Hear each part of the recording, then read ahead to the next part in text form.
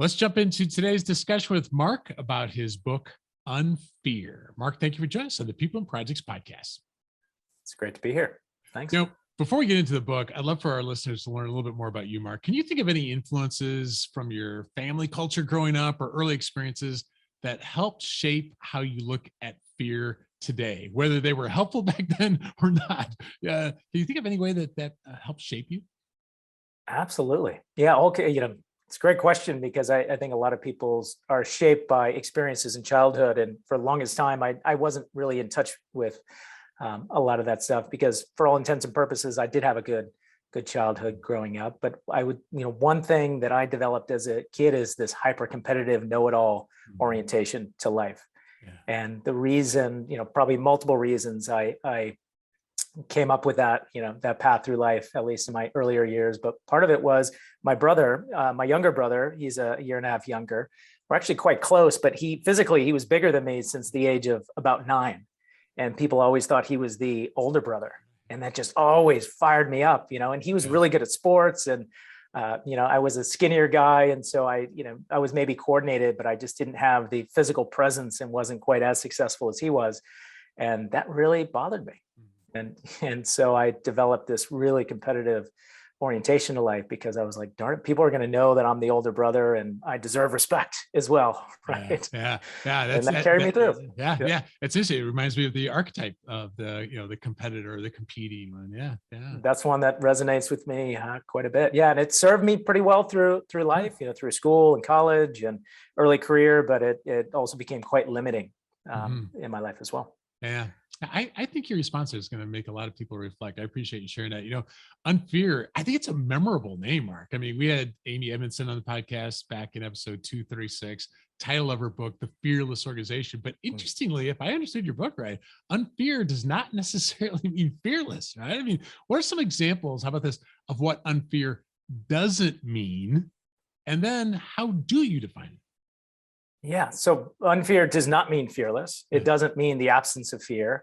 And it doesn't mean using fear,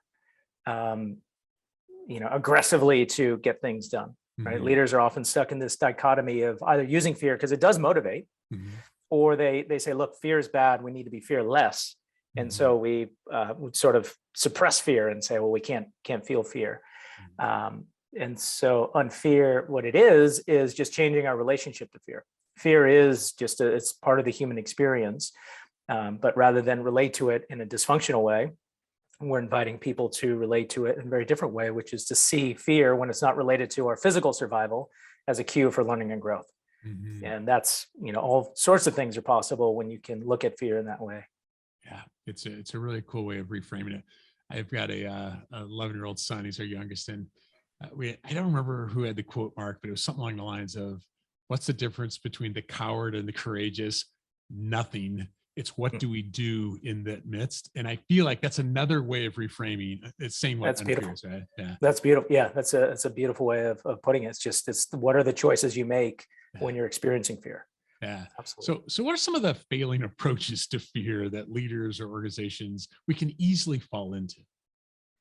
Yeah, in our book, we describe, the different patterns as the fight club or the nice club. Mm-hmm. So there's 2 primary patterns related to our evolutionary responses to threats. But, fight is, being aggressive and particularly in the workplace, standing out and trying to look special when you're experiencing fear.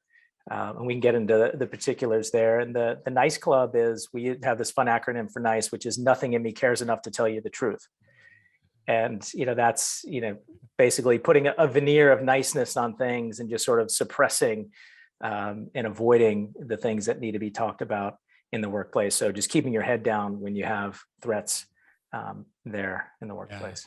Yeah, I seem to recall from the book that, and oftentimes we ignore it, right? I mean, that's part of it, but also using fear to drive short-term performance. I feel like that was a bit of a sub-theme of how we use fear incorrectly, right? Yeah, and that fight response, people who show up as perfectionists and competitors and controllers and fault finders, those are the styles that tend to use fear to get results, right? There's a belief that, hey, if there's a threat, if I use fear, I can actually overpower it and just sort of make things happen.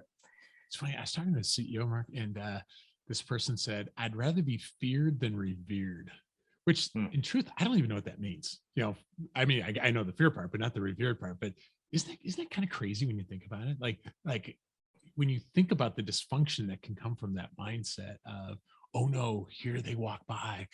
What does that do to the organization? In fact, let me ask it this way. I mean, you've been a student of fear for a while, but what are some things you now know about fear? It could be the biology of it or the impacts of fear that weren't obvious to you, at least as obvious before this became an area of focus. Yeah, one big thing that I've discovered is that there's always a downside, right? I think there's, it's better to be feared than revered, right? That's you're creating fear in other people to get results. Right. That it works to a degree, right? Let's be honest, that actually can work, but there's always a downside. And so when people are, in that chronic level of fear or stress, it's not only good for that leader, but it's bad for the organization, both in terms of performance and well-being. Mhm. And so we're oftentimes we see the upside, or we see that, yeah, I can get people to jump, as a leader if I use fear, but we're quite blind to the downsides because they tend to be a bit more delayed, and they tend to, spill over into other parts of our life that we don't typically associate with work, such as our health and well-being and our family life and all that other stuff. So that's been the biggest insight for me, is just how pernicious this level, the stress is over time. There came a point where, I don't know, for me, Mark, I don't know if you love giving presentations or something, but there was a point at which, to me, that was probably just as bad as, fear of death, and it's not the case now, but it's one of those things where one of the things you learn is that the lead up to the talk is worse than the talk itself. And you had a line in your book that I feel like is something that I learned. I mean, there's many things I learned from your book, but it was the story we create about fear matters more than the fear itself. I mean, would you unpack that idea? Absolutely. Yeah. So there's an important distinction between physical fear and emotional fear. So physical fear is when you're facing an actual physical threat, right? Fear is very useful in that Yeah. scenario. But most of the scenarios we face in life aren't those physical threats. We're not facing down saber-toothed tigers on the savannah in most cases. They're emotional threats. And so they're mediated by the stories that we have in our head, our mental models and our beliefs. And so we tend to live most of our life in our head. Yeah. And so, you may be in a meeting, for instance, and somebody, makes a funny facial gesture. Well, in an instant, we may create this whole story about this person disrespecting us, and who are they to, do that? And they're not listening to me. And my job is that, just in literally the snap of a finger, we live into those stories. And so it's less about the actual facts of the situation and more about our interpretation of it, which is all a story. Yeah. In fact, in many respects, I feel like it's the book of like, how can we evaluate those stories? Yeah. I found it Yeah. helpful that you drew the distinction between the aggressive defensive responses versus the passive defensive ones, and then the fear archetypes. And we've talked a little bit about that, but why don't you pull out a couple more examples of some of those types, like what you call them, maybe a couple from each side of that, and Mhm. how you describe them. People have to read the book to get all of it, but just to give them a little taste. Yeah, I'll give and taste. I'll just sort of list them off real quick, and we can Mhm. maybe spend time on a couple. But in that Fight Club, or the aggressive, defensive styles, you have the perfectionists, the hyper competitors, the controllers, and the fault finders. Mhm. And then in the Nice Club, or the passive defensive group, you have the likables, you have the sticklers, the minions, and the avoiders. Yeah.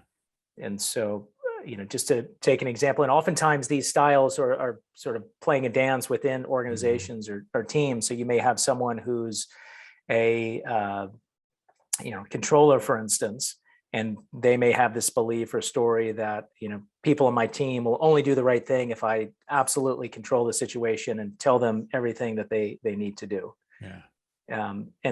But that also creates, passiveness with some other people, and they may show up as the minion, where Yeah. they say, look, my only customer is the boss, Mhm. and I'm safe when I'm making the boss happy. Mhm. Right. But then the boss says, well, this person doesn't do anything. They don't take initiative. And so I have to continually tell them, what to do. And so there's this vicious cycle and reinforcing cycle that tends to get set up. And so what we do with clients is just help them understand, the nature of these patterns and how they're playing out in team dynamics. I can see some of the competitor in me, the way you described it here as well as in the book. I think upon reflection, whether it's nature or nurture, when I entered the workforce, I think there was a fair amount of avoider and likable. And once again, I don't know if it's nature or nurture, but it was one of those things of, you don't push back on a boss. They say jump, you say how high. If you're liked internally, you'll do well. And I like how you said it earlier as well, that these can work for us for a while, right? Oh yeah, I like working with her. I like working with him. They're likable, and yet there all of a sudden becomes this dysfunction that comes from that. Yeah, absolutely. And yeah, they do work for us. I mean, that's part of it, is, acknowledging that these patterns do help us manage situations that we have in our life or have had in the past. So you asked a beautiful question about, what shaped my childhood. And, a lot of these patterns do have their roots in, what it meant to survive as a child and to make our way as young adults. And so, those patterns take root there, and then we get into situations where they no longer work. But we don't, we're stuck in our comfort zone, and so we don't necessarily see a way out of some of that. Yeah, I seem to recall you said in the book that they are based really on good intentions and values, and sometimes produce positive results. So I think where I kind of walked away from the book was, it's not if I am this as much as when I am this, and when I am that, is it working or is it not working? And if we can just get better at seeing that, we'll probably be better off overall. Absolutely. And we're not stuck. These aren't personality types. Sometimes personality types are framed as you are this, Right. you're an introvert or you're an extrovert. Right, yeah. These are just, patterns or styles that we have come to have over time, but you can change them. And so by becoming aware of what these patterns are and how they're serving you and how they're not serving you, you can make choices. You can change that story you have about, these threats in the world, and you can change your behavior. Yeah. Well said. You say that an unfair transformation is ignited inside out, not outside in. So how do you explain that to people at a high level? What would you say? Yeah. So the way we describe it is, organizations don't transform, people do. Right. Which is an interesting insight. Or oftentimes we, as consultants, we talk about organizational transformation or digital transformation, but really people are the ones who have to change. They have to change how they're showing up, how they're behaving. And so when you can change how a critical mass of people in an organization are thinking, how they're viewing things, and how they're behaving individually and collectively, that's when you create, this organizational transformation. And so inside out just means we start with the individual and what's going on for them, getting them to understand some of their patterns and what are some of those underlying beliefs that drive those patterns. And then once they start to shift that, then they transfer that to how they work in teams, and then that transfers out into how an organizational system works and performs. I bet you should just shake your head sometimes when you hear about an organization like, yeah, we're going to roll out a change like this, and you're kind of like, but the people, you haven't thought about that. I mean, this whole inside out, even just the way you present the diagram, I can almost like envision it on the side of the page. It just makes so much more sense that you have to start. Organizations do not transform, individuals do, right? That's the line. That's right. Yeah. And this, I've truly, in my career, I reflect back over, the last 15 years, I've done this wrong a lot of times. Earlier in my consulting career, I would do these, we'd have these brilliant ideas about what the organization should do. And we thought that it would be super successful. We come back after a year and none of it was actually done. And it all dissipated. And so I've learned through a lot of trial and error that you can't, impose things top down from the outside in. It's not just about change management and changing processes and structures and systems. You have to get down to the individual. Yeah. And the mindset. I remember that one diagram where that's the foundation. It's the mindset of individuals. Yeah, that's the core. And as a system thinker, I was always curious about, what is it, there's this idea of the leverage point in a system. And some people talk about incentive structures and all that, very good stuff, but that alone is not enough to transform the system. The leverage point, that key leverage point, really are the mindsets of people. Yeah. Let's say a listener wanted to start, maybe start on their own personal unfear transformation to become an unfear individual, as you call it in the book.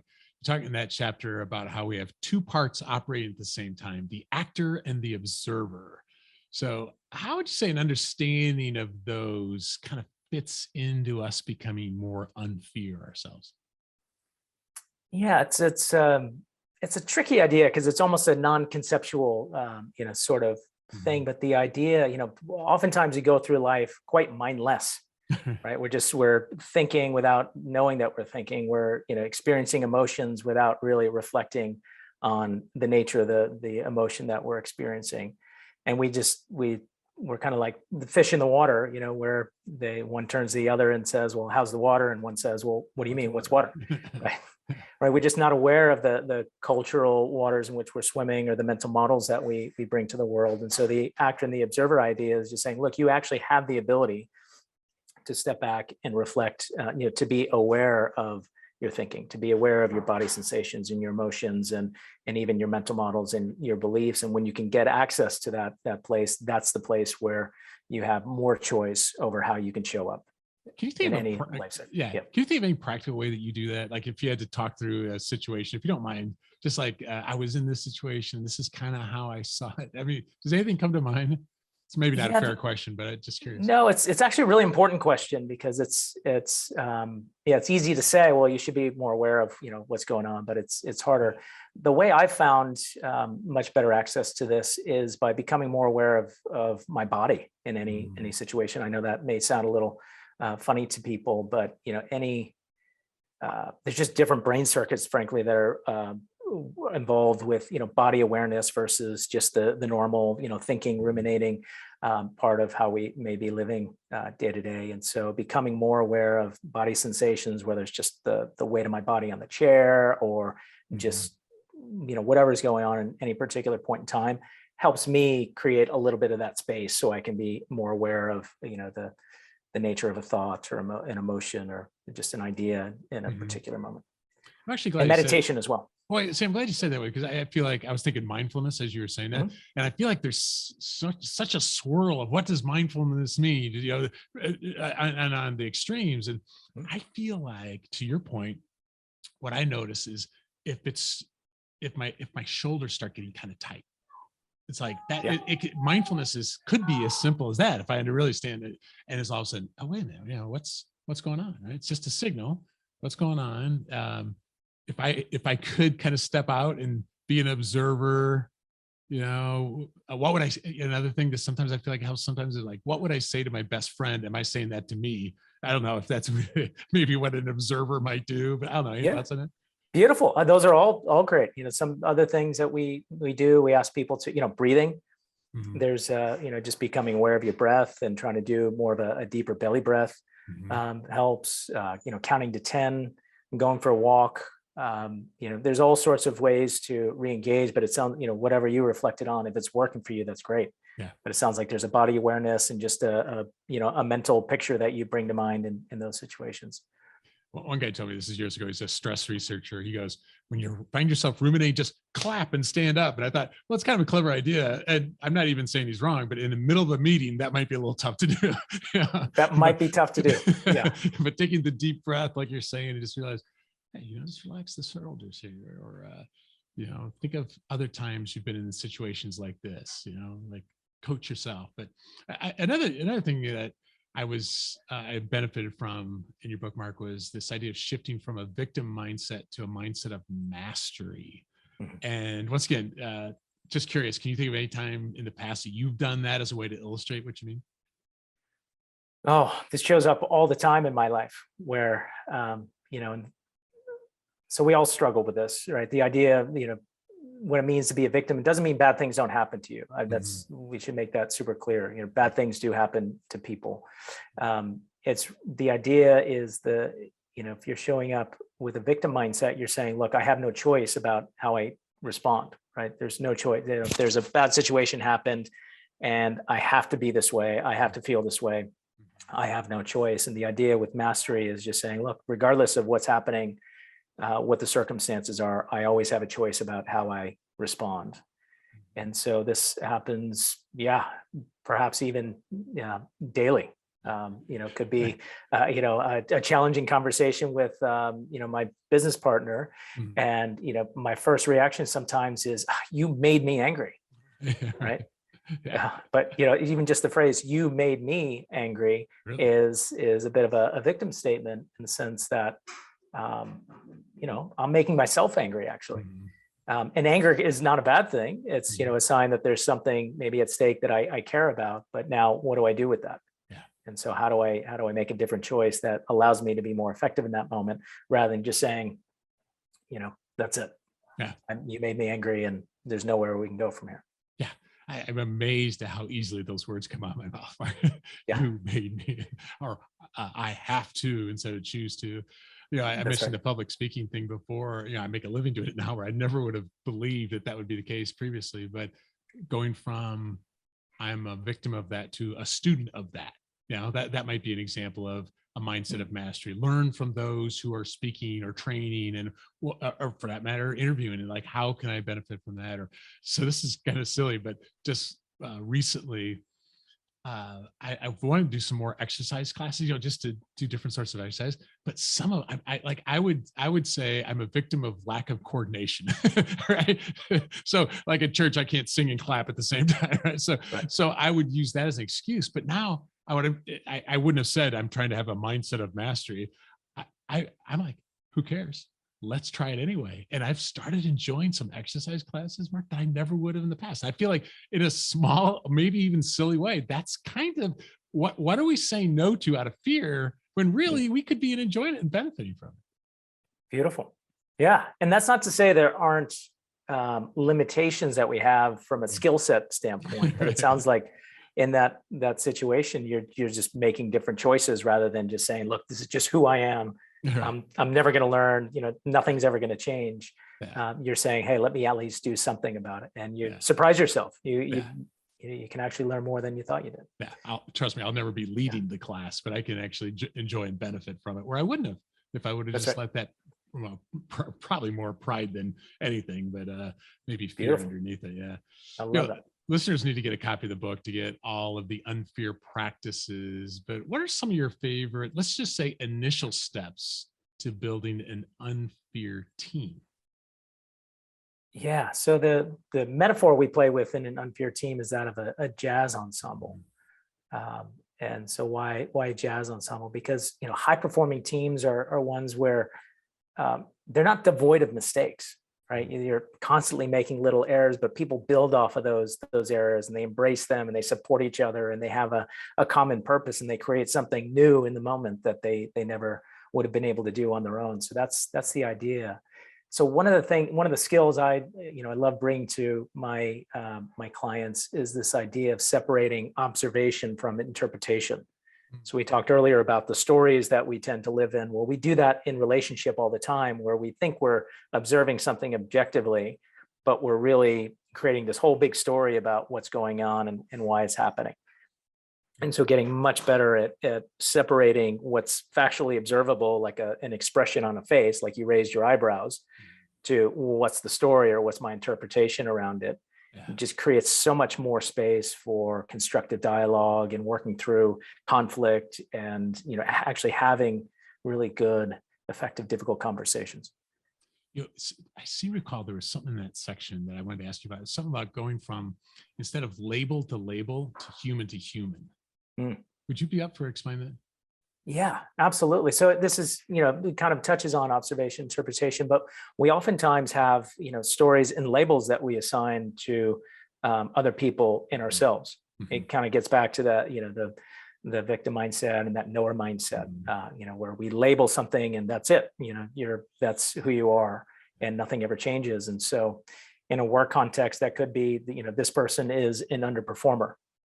That's it, forever and always. They will be an underperformer. And so one thing we invite people to do is, rather than relate to someone label to label, and it could be anything. It could be, well, the boss to the subordinate, or you're a customer, I'm a supplier, whatever the label Just the is. new To person.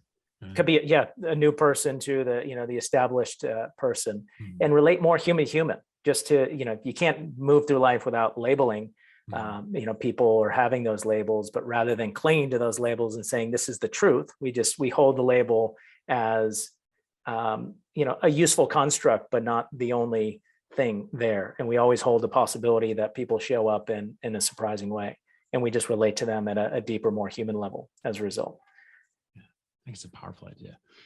Just one last question. I almost hate to ask it because you recommend that we stop focusing on the parent-child and rather move towards adult-adult. But we've got a lot of parents who listen, and you mentioned your family in the book. So can you think of any ways that you and your wife seek to help develop these unfear mindsets and practices in your daughters? Yeah. Oh, that's a beautiful question. It's hard, right? Yeah, for sure. So, one thing that I could probably put myself on repeat with my daughters, who are now 6 and 9, is acknowledging, the big emotions that they have, Mm, but helping them realize that, their emotions are okay, but the choice that you make when you're having those big emotions is what makes the difference. So you may be feeling frustration about something. That's okay.